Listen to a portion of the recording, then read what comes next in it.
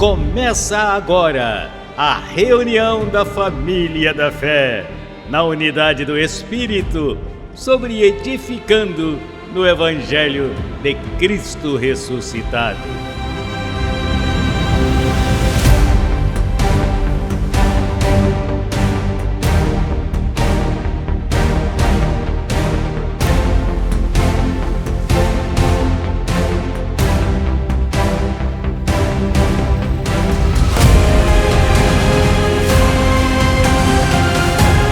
Falando o mesmo, crendo no mesmo, em uma só fé, um mesmo pensar.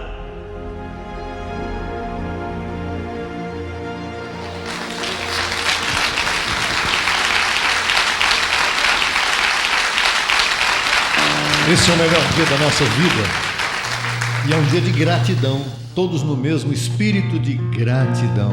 Gratidão ao Senhor. Por quê? Pela vida, pela iluminação do nosso entendimento, pela saúde, pela prosperidade, por tudo. Hoje é sempre hoje.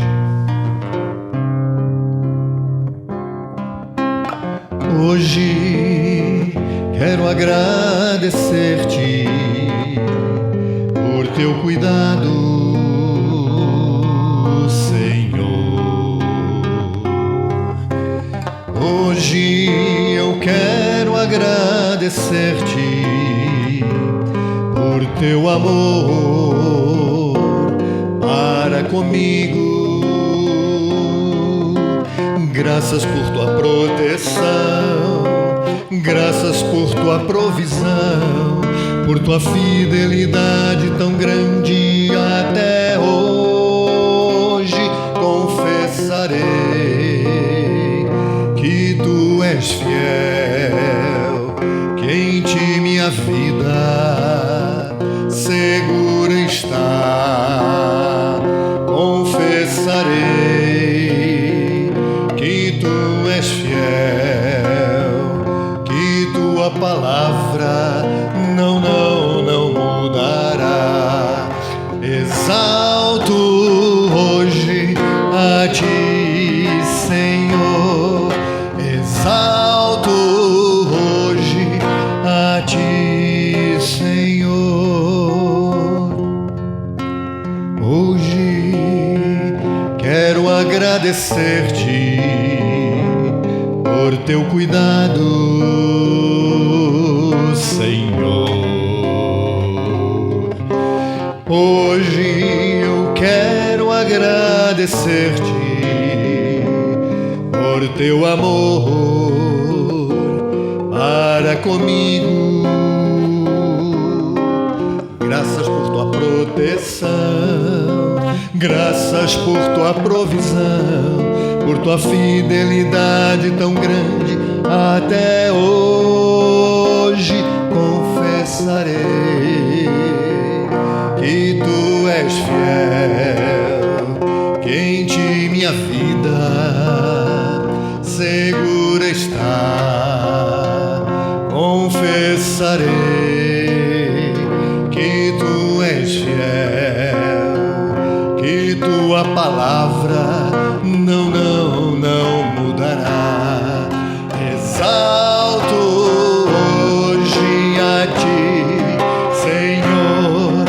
Exalto hoje a ti, Senhor. Exalto hoje a ti, Senhor. Exalto hoje a ti, Senhor. Para ti, Senhor, Deus de deuses. Diga: eu sou um Deus nesta terra. Diga: eu sou um rei nesta terra. O Senhor é o meu Deus. Graças por isso.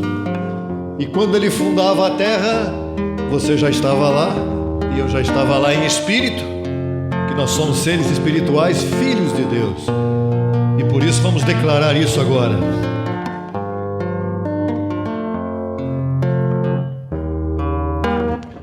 Glória a ti, Senhor. Quando tu fundavas a terra, desde lá eu te dava toda a glória.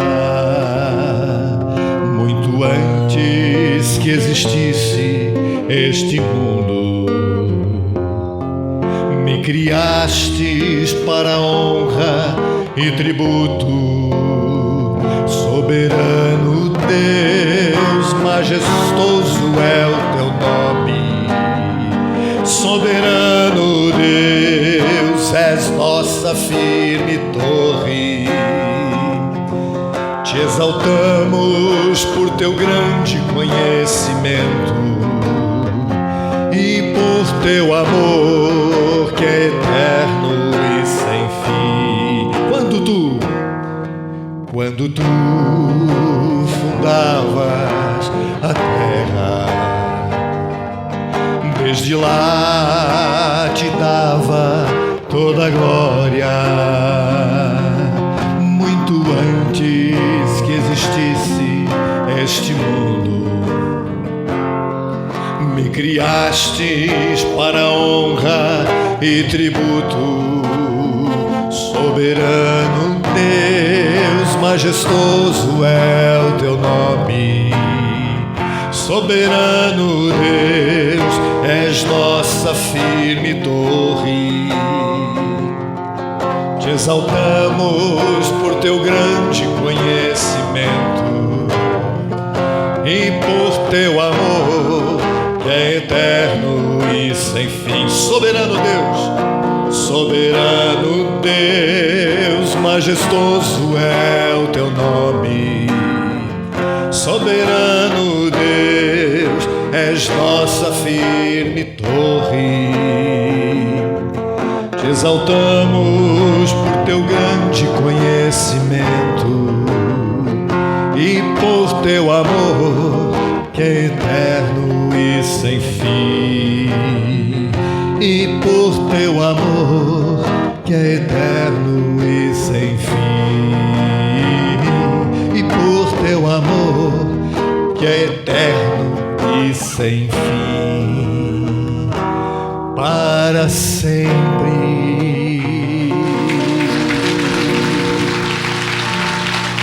Eterno, para sempre.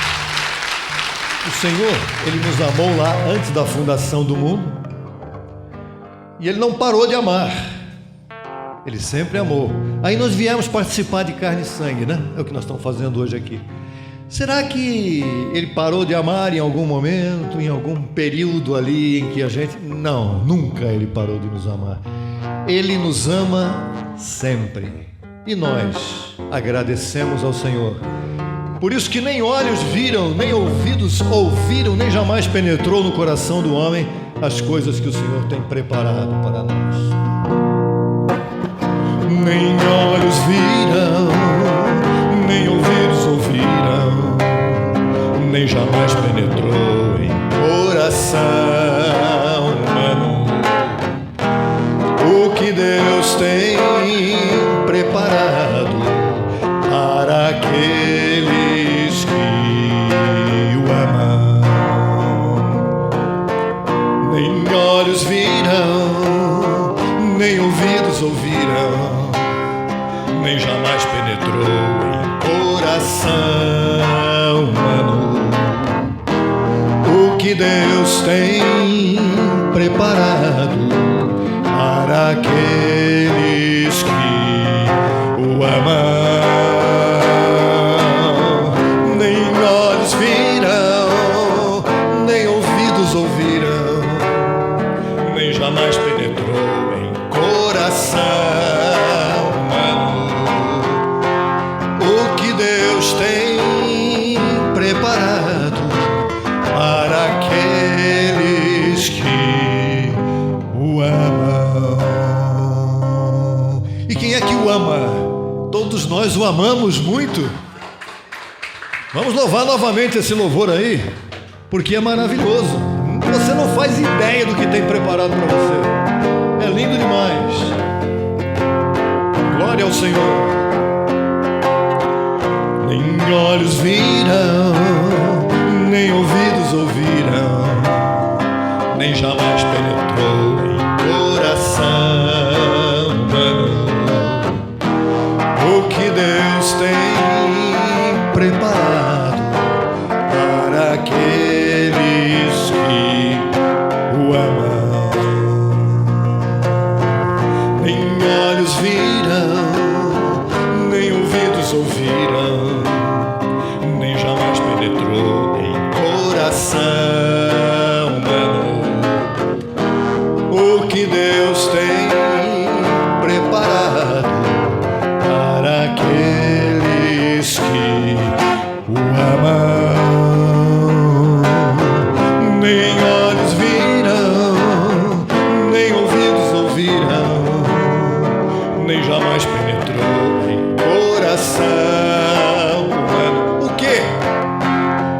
que Deus tem preparado para aqueles que o amam. Graças, Senhor, porque o Senhor preparou para nós o melhor. Nós vivemos no propósito do Senhor, nós vivemos de acordo com a Tua vontade, nós vivemos porque somos mais que vencedores, porque o Senhor nos amou primeiro e hoje nós Te louvamos, porque o Senhor, nos amando, hoje o Senhor iluminou os olhos do entendimento de cada um de nós para que nós possamos entender o Teu grande amor, entender a Tua justiça, entender a Tua provisão, entender que nós somos justificados por Ti. Na cruz de Cristo, o Senhor nos adotou o nosso corpo, juntou-se ao nosso espírito que já estava predestinado desde antes da fundação do mundo. E hoje, aqui está a nossa alegria, o nosso gozo, a nossa felicidade por estarmos com o Senhor em todo o tempo. O Senhor vive em mim, diga, Cristo vive em mim. Nada pode me acontecer de mal. Tudo que acontece é propósito do Senhor em nossas vidas. Você recebe isso de verdade? Uma saudação ao Senhor que vive em você. Por isso, a Ele toda a honra e toda a glória. Ao Senhor. Graças a Deus. Abba Pai. Abba Pai quer dizer, papai, vivo em casa o tempo todo. O Senhor está em mim, eu estou em Ti. Somos íntimos e pessoalmente estamos sempre juntos. Podem sentar, fiquem à vontade. Sejam muito bem-vindos. Bem-vindos a este 23 de novembro. Está chegando o fim do ano. O que acontece no fim do ano? A vida continua. Para muita gente, o fim do ano é aquele mês de festas e tanta coisa. Olha, o dia de festa é todo dia, para quem é salvo, sempre salvo.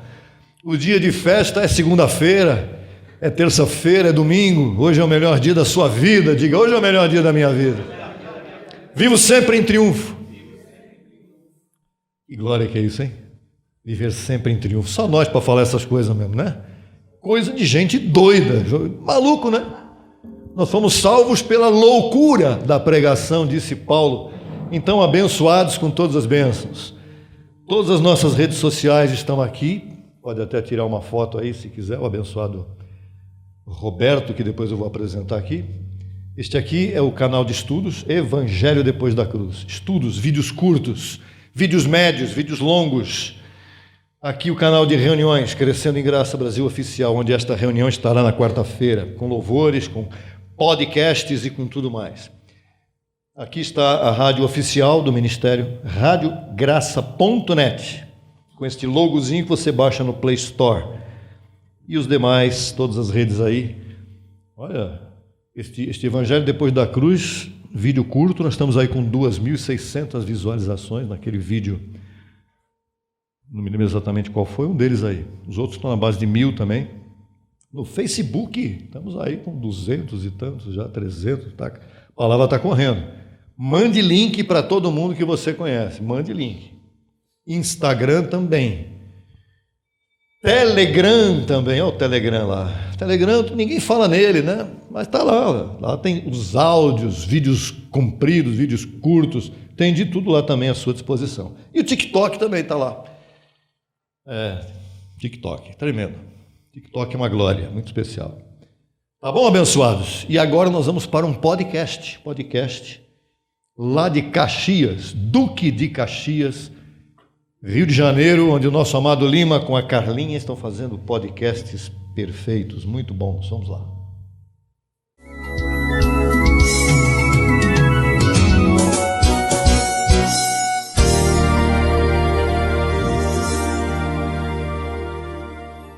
Hoje nós vamos entrar num assunto que nós sempre comentamos nos nossos vídeos anteriores e daqui para frente também, porque é um assunto que não tem como não falar, é um assunto que todo tema que a gente puxar aqui no podcast, nós sempre vamos tocar nele, que é relacionado a antes e depois da cruz. Eu queria que o senhor explicasse um pouco sobre essa diferença, porque o que eu vou dizer religiosos, né?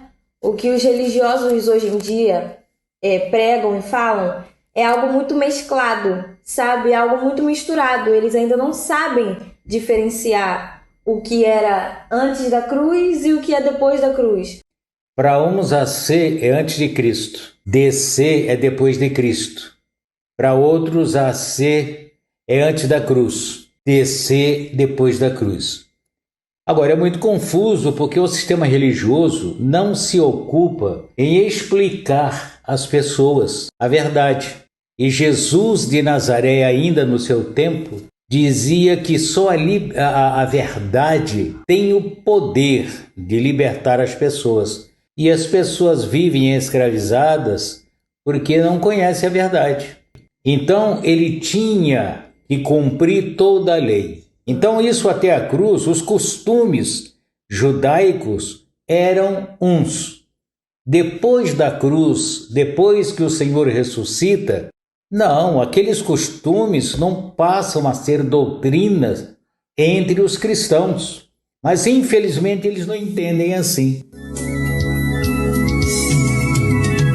Resumindo e ampliando um pouquinho o que o nosso amado Lima falou. Para quem, qual é a lei que está na Bíblia? A lei, Antigo Testamento é a lei de quem? Lei de quem? De Moisés. Para quem? Moisés conhecia os gentios? A lei foi feita para gentios? Não, foi feita para judeus. E por quê? Que os gentios, depois que Cristo morreu e ressuscitou hoje, 2025 anos depois disso, se continua cumprindo a lei de Moisés. Tem sentido isso? Não. Acontece que a falta de entendimento e o apego por conta da religiosidade levam as pessoas a não entender a verdade. Então eu declaro a você que está na internet, a você que está aqui presencialmente, todos nós, não temos nada a ver com a lei de Moisés. É por isso que diz Antigo Testamento ou pacto ou antiga aliança. Estamos na nova aliança de Deus conosco. Esta nova aliança significa o quê? Que Cristo morreu, ressuscitou e vive em cada um de nós. É assim que funciona. E quando Ele vive em cada um de nós, não é para a gente ficar celebrando festas judaicas, cerimoniais judaicos, é para nós continuarmos a viver no Espírito a partir de agora. Isso já faz 2000 anos, mas enfim, estamos aqui hoje, 2025, é para você viver no Espírito. Como é que se vive no Espírito? Ouvindo o Evangelho da Graça, que é o Evangelho depois da cruz para o Espírito de cada um de nós. Então você pode dizer comigo, eu sirvo a Cristo com a mente. Ótimo, mas não com a mente carnal, com a mente de Cristo que está ativada em você. É simples assim? É simples assim. Então, com esta confissão, com este depoimento extraordinário de cada um de nós, nós vamos seguir. Eu quero aqui enviar também uma saudação para o abençoado Assis, lá do Ceará. Está compartilhando conosco a palavra. Ele mora lá no litoral do Ceará. né? E ele está lá, recebendo já esta palavra, recebendo material nosso, e feliz todo dia, ele nos saúda também, receba sem limites, por isso, abençoado Assis. Quero também comunicar, bem importante este comunicado aqui agora, hoje é dia 23 de novembro, no dia 7 de dezembro, teremos aqui algo muito especial, que é, vamos receber a nossa abençoada Zelenir, nossa abençoada Josi, abençoadas de Belo Horizonte. Como é que pode alguém sair de Belo Horizonte, viajar 7 a 8 horas de ônibus para congregar por 1h30 aqui? Só mesmo um coração renovado, entendido, iluminado e agradecido ao Senhor, como nós acabamos de louvar aqui agora. Então, nós estaremos aqui no dia 7 de dezembro, no mesmo horário, para fazer algo lindo aqui, né? Recepcionar as abençoadas e também compartilhar aquilo que a gente gosta de fazer muito, que é comer. Que coisa linda. Então, vamos fazer uma festa maravilhosa, estar aqui fazendo um café especialíssimo, porque as abençoadas vêm tomar café conosco de Belo Horizonte. Olha que coisa linda que é isso. E depois nós vamos seguir viagem com elas para Belo Horizonte, nós vamos passar no meio do caminho, visitar o abençoado Maércio lá em Nepomuceno, vamos para BH e depois voltamos para cá de novo, o Senhor vai nos conduzindo aí. Isso será feito no dia 7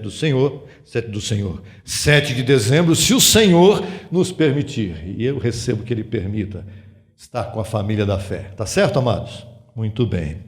E agora eu quero apresentar com muito carinho, com muito amor no meu coração, a abençoada Rose Dosa. Pode ficar de pé um pouquinho? Puxa vida, é um prazer tão grande tê-la aqui, viu, abençoada?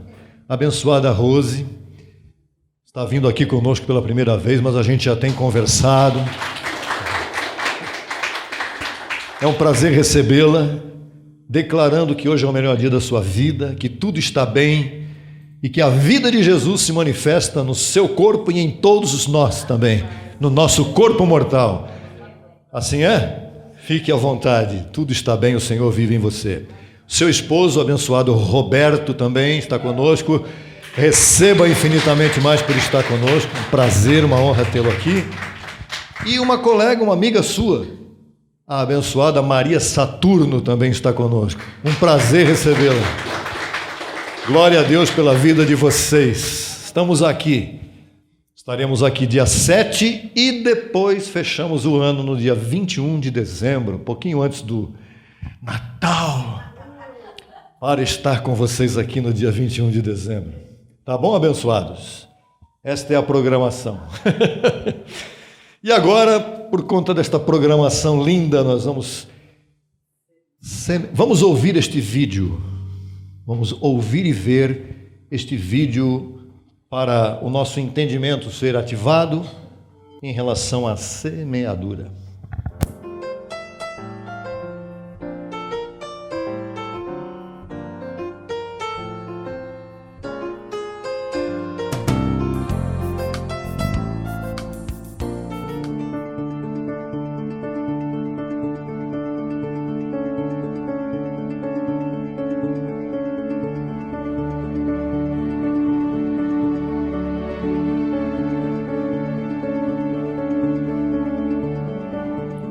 A generosidade na nova aliança.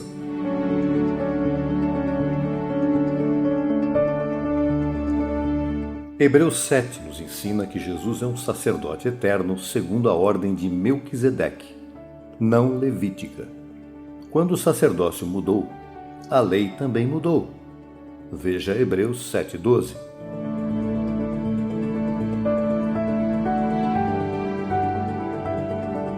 Na nova aliança não há mais um templo físico nem o sacerdócio levítico, mas o próprio Cristo é nosso templo, nosso sumo sacerdote e nossa oferta perfeita. Isso significa que o sistema de dízimo da lei não é diretamente transferido para a nova aliança. O princípio que permanece não é o de uma porcentagem fixa, mas o da graça e da liberdade em Cristo. Cada um contribua conforme propôs em seu coração, não com tristeza nem por obrigação, pois Deus ama quem dá com alegria. 2 aos Coríntios 9:7. Aquele que semeia pouco, pouco também ceifará. E aquele que semeia com fartura também ceifará.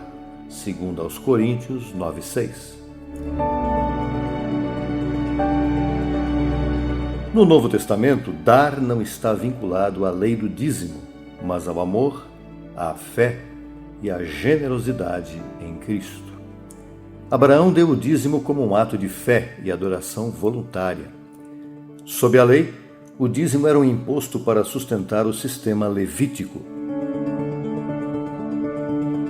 Em Cristo vivemos sob o ministério da graça e da verdade, onde a doação flui do coração e não da imposição de uma porcentagem.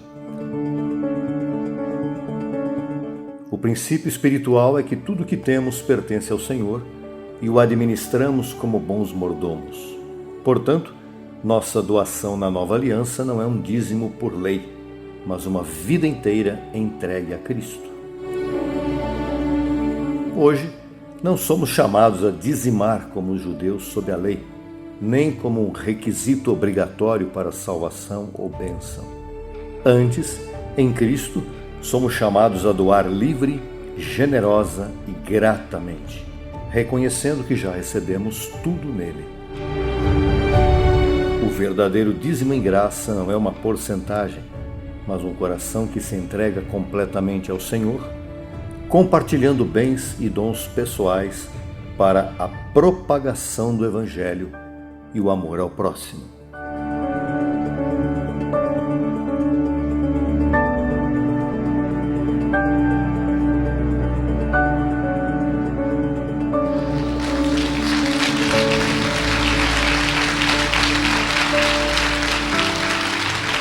Muito bem.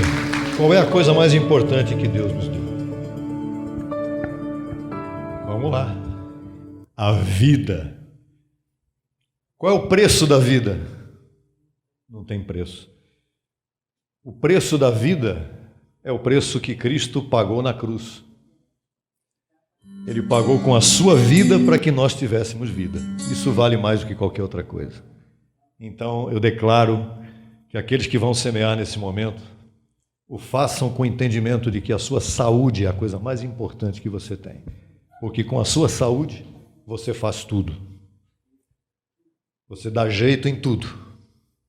Por isso eu declaro você em saúde plena, completa e absoluta. Vamos ficar de pé. Quem quiser, quem puder, quem for semear pode ficar em pé e vir até aqui semear com gozo. Mas antes, diga assim: eu recebo a saúde do meu Deus em minha vida, recebo a vida de Cristo manifestada em meu corpo, recebo que sou o templo do Espírito Santo, por isso eu sou próspero, não tenho medo de nada, não tenho dúvida de nada, porque Cristo vive em mim. Semeie com gozo, quem quiser, quem puder, e certamente vamos ouvir aqui mais uma vez a Carla, um pacto de boca. A graça é um pacto de boca.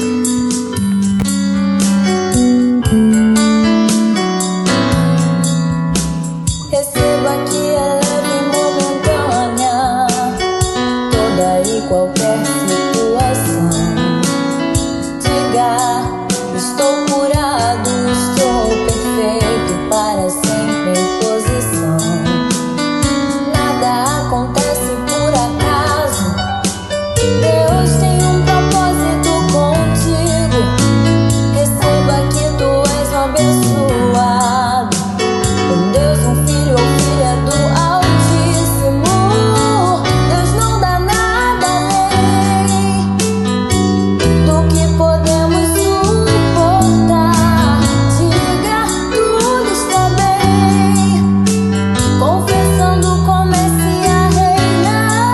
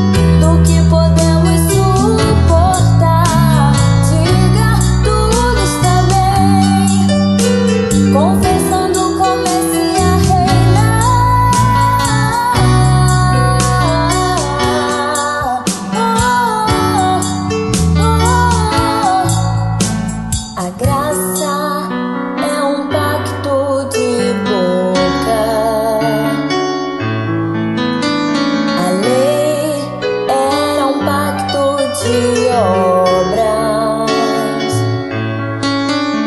Na graça você serve com a mente iluminada aqui e agora. E agora Deus não dá nada além do que podemos suportar. Diga, tudo está bem. Confessando, comece a reinar.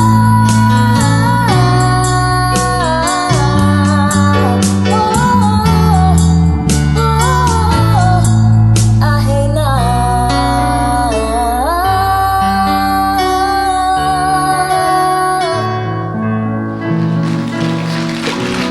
Ah, que tremendo! Que maravilha! Como é bom estar na graça! Como dizia Alexandre Rangel, bom é estar em tua graça, Senhor. Olha, por quê? Por que é bom estar na graça? Que Moisés não podia falar isso. Já imaginou Moisés dizendo, tudo está bem? Não podia, porque Moisés estava debaixo da lei, debaixo de maldição. Olha que coisa!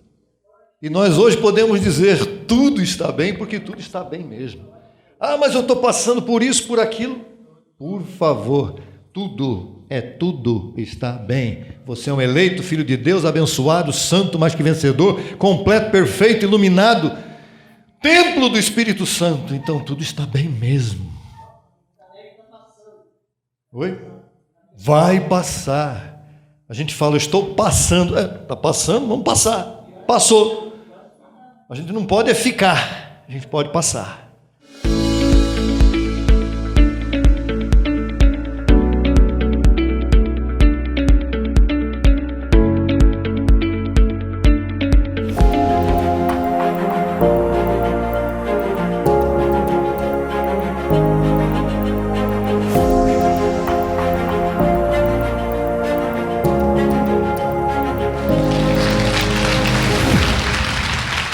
Sejam muito bem-vindos ao tema de hoje, a ministração da palavra, que tem por título A Boa Nova do Evangelho.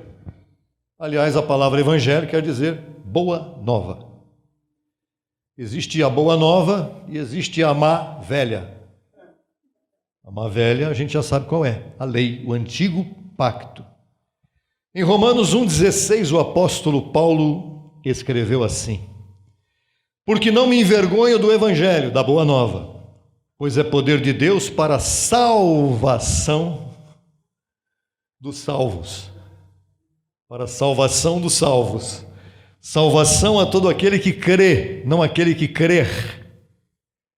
Ah, eu aceitei a Jesus. E se ele não aceitou você? Eu estou falando isso para os pastores, como eu fui, daqueles que faziam apelo. A palavra já é estranha.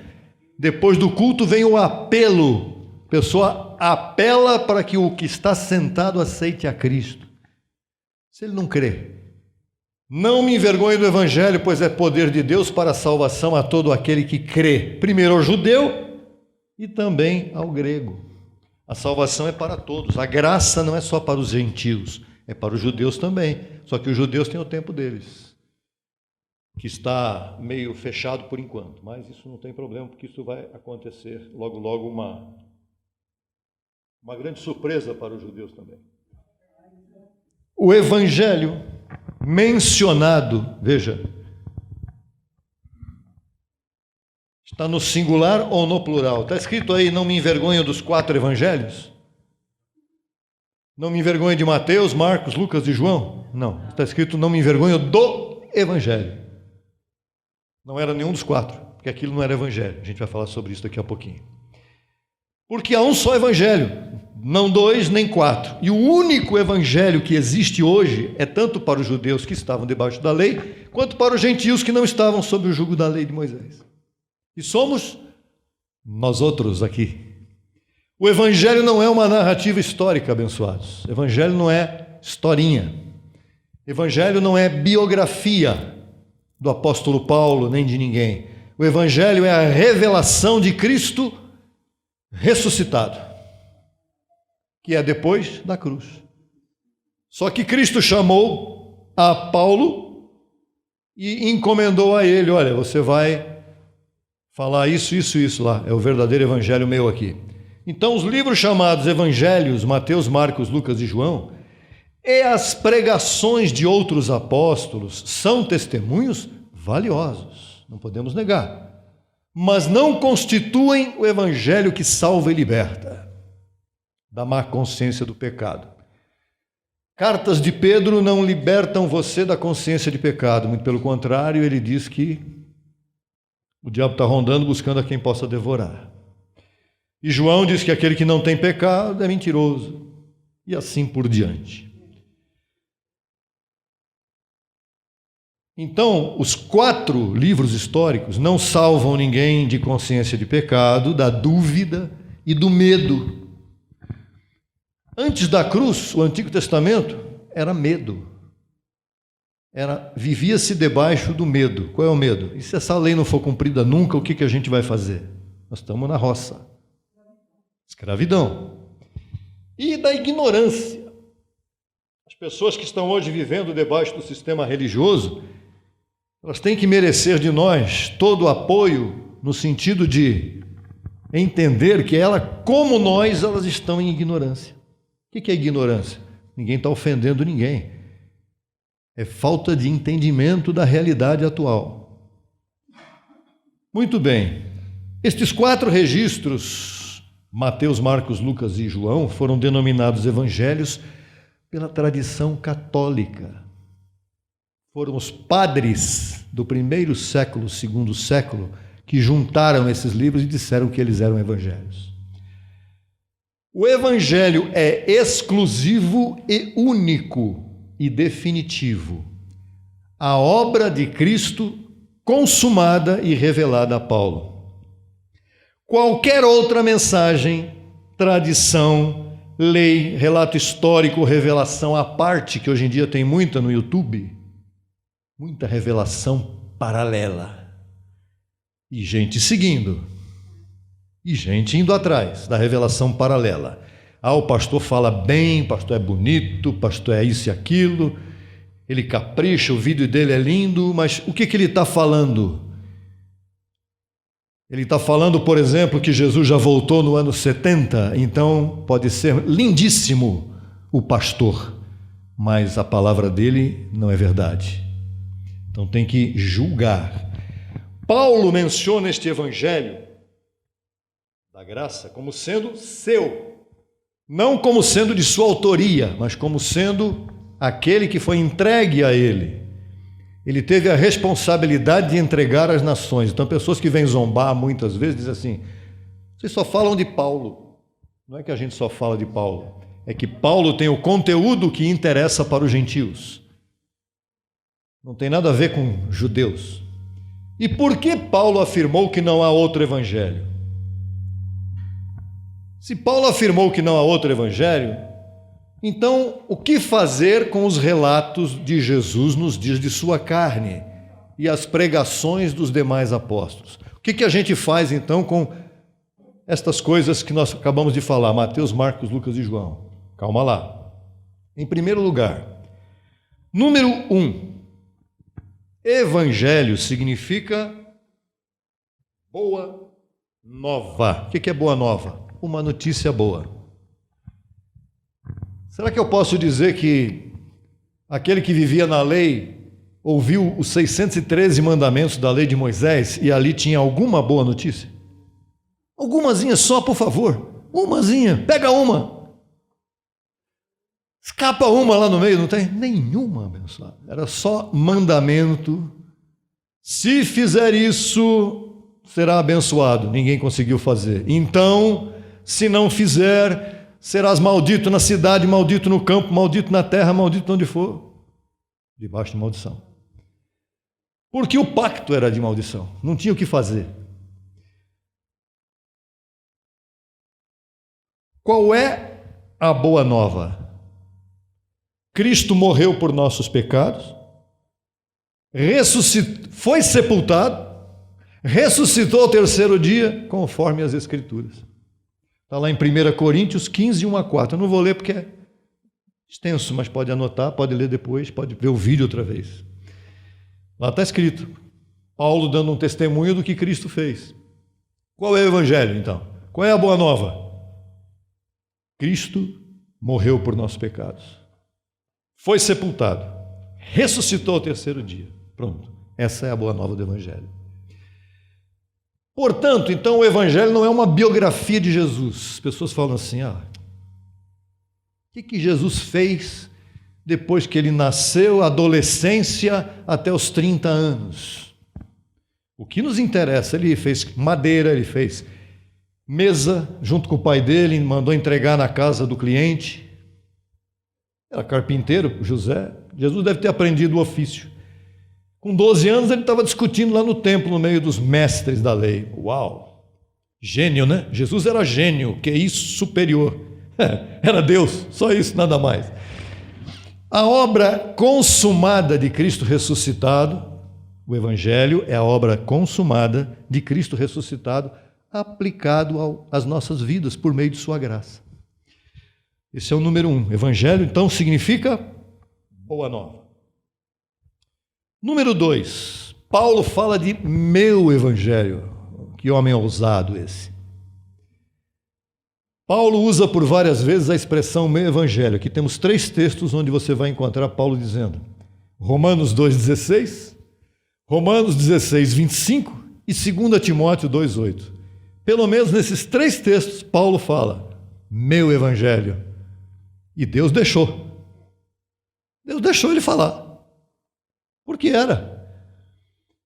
Paulo não quis dizer que o evangelho tivesse origem nele como homem, senão que lhe foi encomendado por revelação de Cristo ressuscitado. Então é como se Paulo dissesse, deixa eu explicar para vocês por que eu falo o meu evangelho. Porque em Gálatas 1, 11 e 12, ele diz, não recebi de homem algum, senão do próprio Cristo ressuscitado. Por isso que é o meu evangelho, e só eu tenho isso. E não é que eu estou com arrogância aqui dizendo que só eu tenho isso. É porque é. Esta exclusividade do Evangelho de Paulo é tão absoluta que ele declara em Gálatas 1,8. Agora vamos lá. Se até mesmo nós, ele está falando nós, ele, ou um anjo do céu, porque nesse tempo aqui, anjo no inferno, depois da cruz já acabou essa história aí. Os anjos que tiveram que se rebelar, se rebelaram e pronto. Ou um anjo do céu vos anunciar outro evangelho diferente daquele que vos anunciamos, seja anátema, dicionário maldito. Uau! Bom, muita gente gosta misticamente de falar sobre anjos. Anjo não é uma figura mística. Anjo não é um emoji, um bichinho de asinha branquinha voando por aí. Anjo é algo sério, é um ser espiritual que louva a Deus e que cumpre ordens de Deus e ministram a nosso favor. Essa é a função do anjo. Então, a exclusividade do Evangelho de Paulo é exclusiva. Quer dizer que se eu sair fora das cartas de Paulo para fazer base do Evangelho, mas aquele pastor, ele prega, olha, 95,9% graça. E o que ele faz com os 4,1 restantes? Ele põe uma ceiazinha no meio, ou ele põe um batismozinho, um lavamento, uma mãozinha na cabeça de alguém, só isso. Um pouco de fermento leveda a massa inteira. Se você botar um tomatinho podre no meio de uma caixa de tomate bom, então é bem importante considerar que Paulo é aquele que tem a exclusividade do Evangelho da Graça. Número 3. Os relatos históricos, então, Mateus, Marcos, Lucas e João, chamados evangelhos, foram escritos como narrações históricas da vida de Jesus de Nazaré. A gente já sabe disso. mostram seus milagres. Jesus fez milagre, então o pastor de hoje em dia pega o milagre de Jesus e vou fazer igual. Tem gente sofrendo aqui, né? Milagre. Tem até aquelas congregações que você vê lá dentro da congregação, tem as cadeiras normais e um monte de muleta. Não tem um monte de igreja que tem aquelas muletas encostadas na parede lá para carrinho de quê? Carrinho para a pessoa andar de carrinho de roda. Cadeira de roda. Mostram seus milagres. Que mais que os chamados evangelhos mostram? Parábolas de Jesus. São lindas as parábolas. Só que a pessoa que não sabe o que está escrito ali não vai entender nada. Porque a parábola Jesus não falou para que ninguém compreendesse. Só nós. Nós podemos compreender parábolas. Quem está no sistema não. E o que mais? O que Jesus fazia quando ele vivia? Jesus vivia na graça? Não. Jesus vivia na lei. Ele veio debaixo da lei para cumprir a lei. Ele não podia viver na graça. Ele tinha de vez em quando umas coisinhas de graça lá no meio que é para falar, fica esperto, hein? Curou uma mulher no sábado. Não apedrejou a mulher que tinha que ser apedrejada pela lei. Ele começou a dar uns toquinhos lá, mas ele vivia debaixo da lei. A tradição da igreja, mais propriamente o catolicismo, veja que isso aqui é bem importante agora, porque isso aqui nem todo mundo sabe. Considerou evangelhos, esses 4 livros, e os associou com os 4 seres viventes. O que é isso? Lá em Ezequiel capítulo 1, não vamos ler agora, e em Apocalipse 4, falam a mesma coisa, de 4 seres viventes, da visão que foi dada a Ezequiel e da visão de João no Apocalipse. O que o sistema fez? Pegou os 4 seres viventes e começou a atribuir cada um desses seres viventes, um para Mateus, um para Marcos, um para Lucas e um para João. E acharam isso tão importante que falaram, aqui estão os evangelhos. E não eram. Vamos mostrar isso aqui. Mateus, o homem, o primeiro ser vivente de Ezequiel e de Apocalipse, era um homem. Um homem porque mostra a humanidade e genealogia de Jesus. Então eles associaram o homem a Mateus e disseram, isso aí é evangelho. Não era. O segundo, Marcos. Marcos, o leão. Começando como João Batista, clamando no deserto, cuja voz é comparada com o rugir de um leão.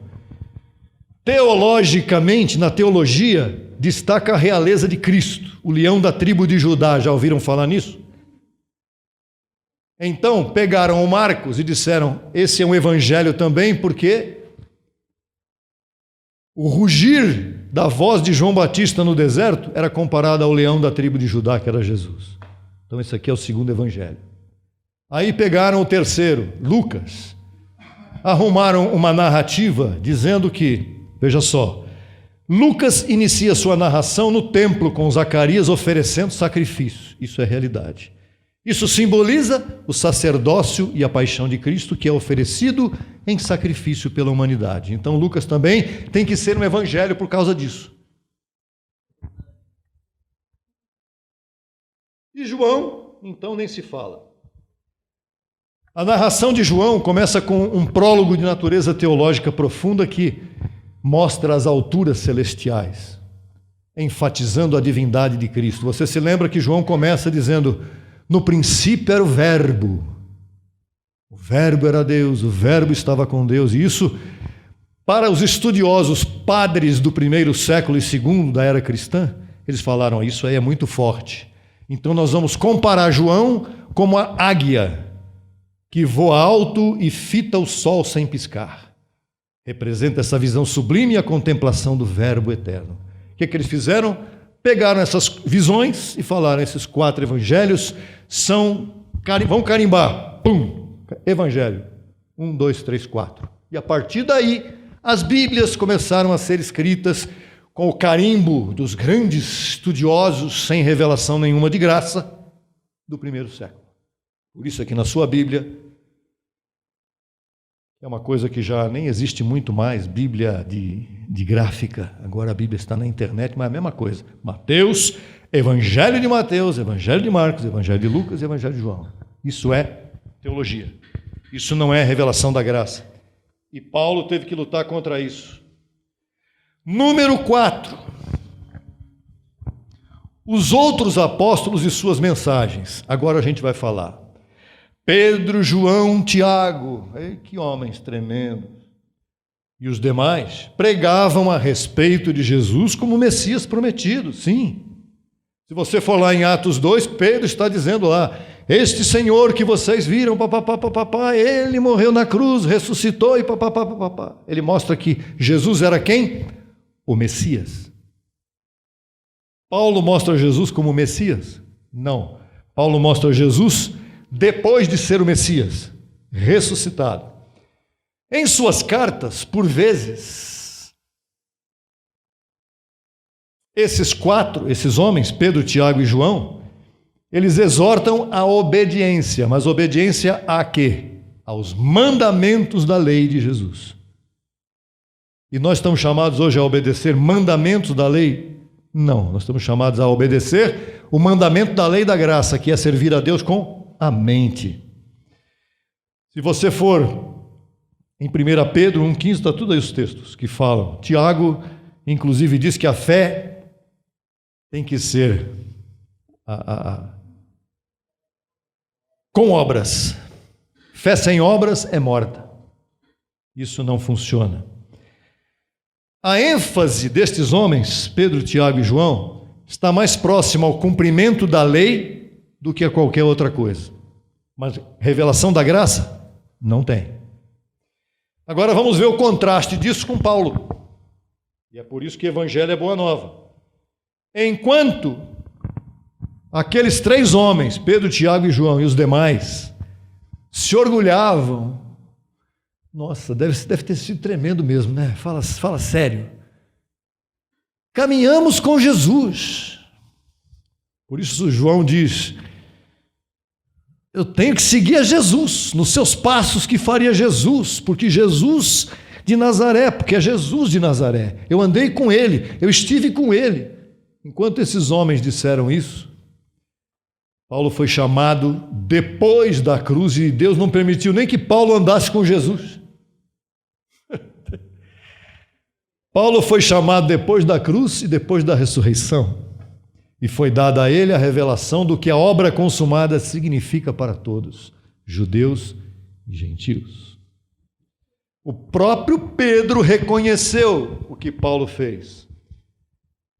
E em uma de suas cartas, 2 Pedro 3,15 e 16, Pedro diz: nosso amado irmão Paulo. Você tem que entender isso aqui agora, é o seguinte, ó. Pedro entrou na escola. Quem entra na escola tem 5 aninhos de idade, né? Criança. Paulo acabou a faculdade. Pedro entrou na escola e Paulo estava na faculdade, bonitão lá, já nível superior. Aí Pedro vem e fala isso. Nosso amado irmão Paulo, segundo a sabedoria que lhe foi dada, escreveu nas quais cartas há algumas coisas difíceis de entender. Por quê? Porque Pedro estava no pré e Paulo estava pegando o diploma da faculdade. Por isso que Paulo chegou um momento que falou para os coríntios: gente, eu tenho que dar leite para vocês, porque vocês estão ainda no pré. Vocês estão brigando com carne e eu já estou aqui, ó. Isto mostra que, inclusive, os apóstolos tinham um entendimento parcial, porque Pedro esteve com Paulo 15 dias. Mas por que as pessoas não conseguem sair das religiões? Olha para o sistema de hoje. A pessoa está lá enfiada lá dentro. Hoje é o dia mundial do Domingo do Senhor. Hoje é o Domingo do Senhor, amanhã é segunda-feira braba. Hoje é o domingo do Senhor. É um dia que eu me separo para sentar e ouvir a palavra de Deus. E as pessoas vão ouvir o quê? Lei. Vão ouvir Pedro, Tiago, João. E Paulo é um detalhe no meio de tudo isso. Deus havia separado Paulo para revelar o mistério completo. Efésios 3, 1 a 9. E agora a gente pergunta, e esses apóstolos então estavam equivocados? Não. Pedro, João ou Tiago mentiram? Não. Eles falaram segundo a medida da revelação que eles tinham. E a revelação que eles tinham qual era? Jesus saiu de Samaria e agora ele está indo para a Judéia, e depois ele saiu da Judéia, e Jesus fez milagres lá adiante. Ele curou o cego de nascença, e a gente ficou impressionado. Agora Jesus saiu do meio da multidão e foi lá encontrar com a mulher samaritana. Sermão do Monte. Bem-aventurados os limpos de coração, porque eles verão a Deus. Imaginou a gente na lei ouvindo isso? Eu quero ver a Deus. Como é que a gente vai ver a Deus? Limpo de coração significa o quê? Está debaixo de maldição. Limpo de coração é quem está na graça, quem recebeu, quem foi iluminado, quem tem a mente de Cristo, quem está justificado. Não tem como limpar a mente. Então, quando Paulo diz que não há outro evangelho, significa que qualquer pregação que permaneça na lei, em mandamentos, moralidade ou no reino terrenal de Israel, isso não é evangelho de salvação. Em outras palavras, esses apóstolos, Pedro, Tiago e João e os demais, não estavam no erro quanto a Jesus como Messias de Israel, mas estavam incompletos quanto à graça revelada a Paulo. Isto não significa que eles estivessem equivocados em tudo. Simplesmente a mensagem deles estava incompleta antes da cruz. Eles não atravessaram para o outro lado. Eles continuaram ali submetidos a Jesus de Nazaré. O único evangelho que salva hoje, então, é o evangelho que foi revelado a Paulo. Agora a pergunta é, que história de salvação é essa se eu já sou salvo para sempre? Paulo me salva do quê? Da minha carne. A graça me salva do quê? Da lei. A graça me salva do quê? Do medo, da má consciência de pecado. É o evangelho para o dia a dia. Me salva que hoje é domingo e amanhã é segunda-feira, eu tenho um processo para resolver. E o que eu faço? Como é que eu vou enfrentar isso? Você vai enfrentar isso com a mente ativada de Cristo em você. Senhor, estou aqui e tu estás em mim. Eu sou teu filho, tu és o meu pai. E eu recebo que eu vivo em boas obras preparadas de antemão para mim. Boas obras. Ah, mas eu tenho que enfrentar isso aqui antes. Tem. Em frente. Em frente. Não em frente, em lei. Eu vou pôr Deus na parede se Ele não me abençoar. Você já é um abençoado, não precisa pôr Deus na parede, você é filho dele, não é escravo dele. Então, o único evangelho que salva hoje é o que foi revelado a Paulo, e tudo mais deve ser filtrado através dessa revelação. Você tem que ter um filtro na sua casa. Como é que é? Põe a lente de Paulo, os óculos de Paulo. O que há na lei? Ira. A lei suscita a ira. A lei é contenda, é incerteza, é falsidade, é obras religiosas. A lei são más notícias.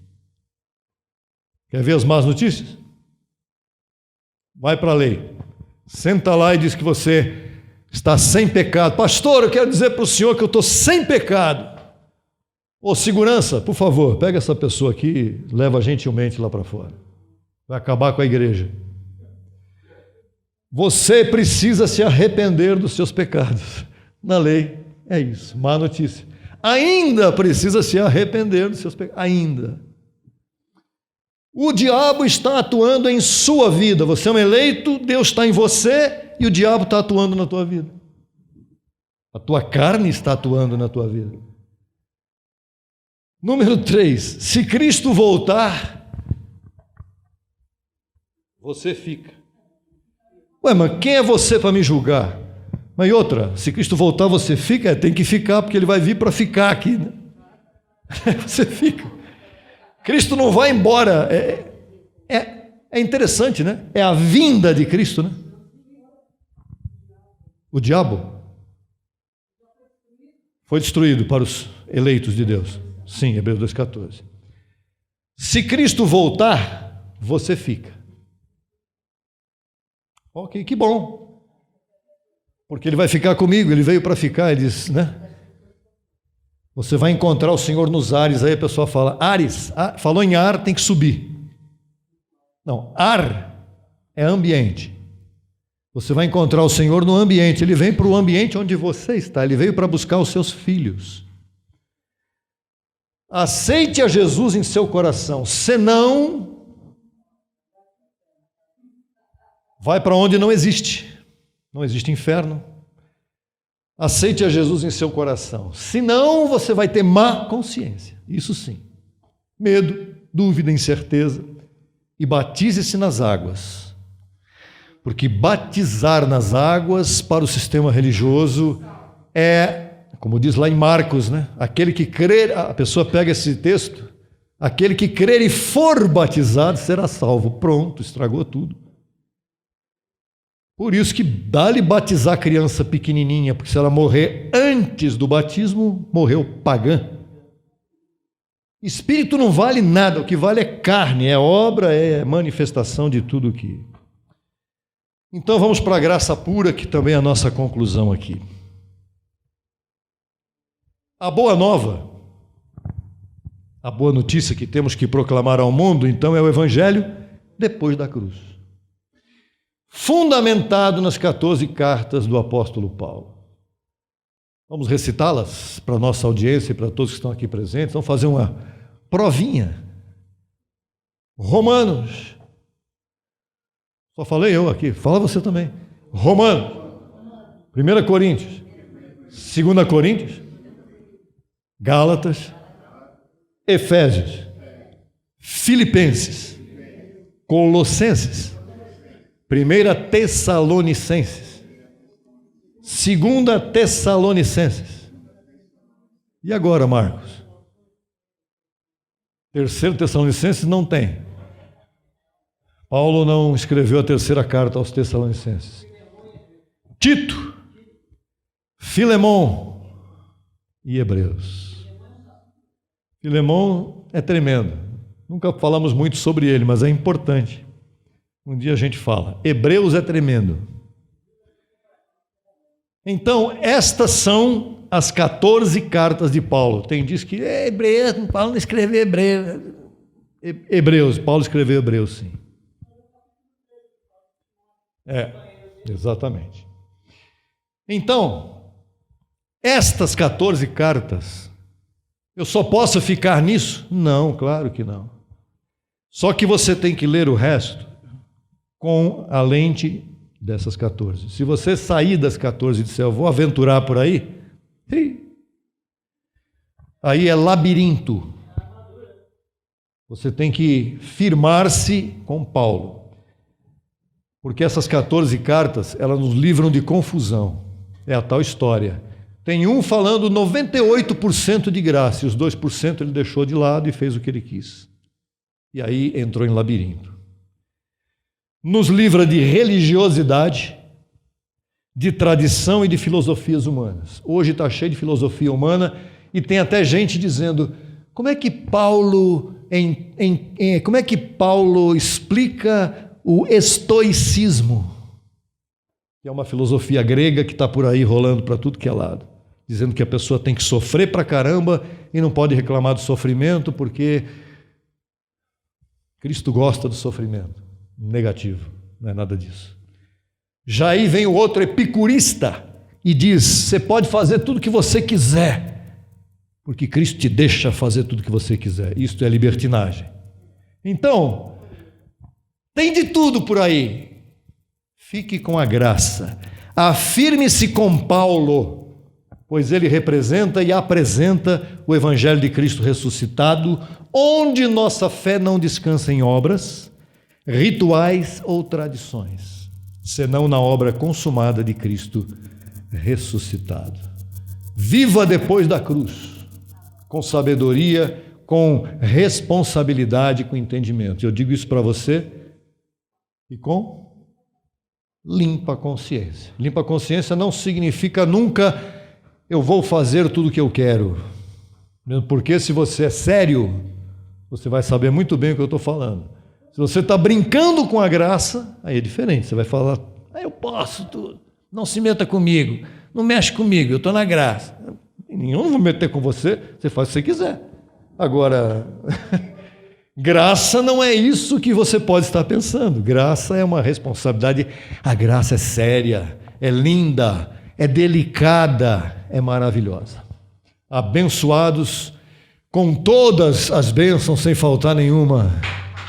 Reis e rainhas dessa terra.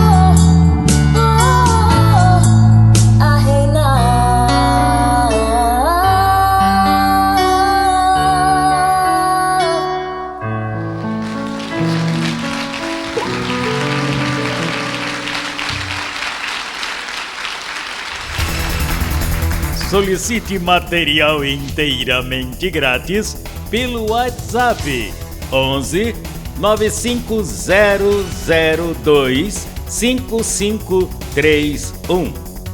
Acesse nossa página no Facebook www.facebook.com/Crescendo em Graca Brasil e no Instagram acesse e siga-nos em www.instagram.com/ CEG Brasil _oficial. Acesse também nossa rádio web 24 horas www.radiograca.net. Também pelo nosso aplicativo Rádio Graça, disponível no Play Store. No YouTube estamos em 2 canais. Na barra de pesquisa você digita Crescendo em Graça Brasil Oficial. Neste canal você desfrutará de louvores, conferências apostólicas, confissões em graça, especiais musicais e muito mais. Nosso segundo canal, Crescendo em Graça Brasil Estudos, www.youtube.com/Crescendo em Graca Brasil. Neste canal você desfrutará de estudos bíblicos em apostila, com base em mensagens do apóstolo e doutor José Luiz de Jesus Miranda. Declaramos os olhos de teu entendimento iluminados com o conhecimento da verdade, abençoados com todas as bênçãos.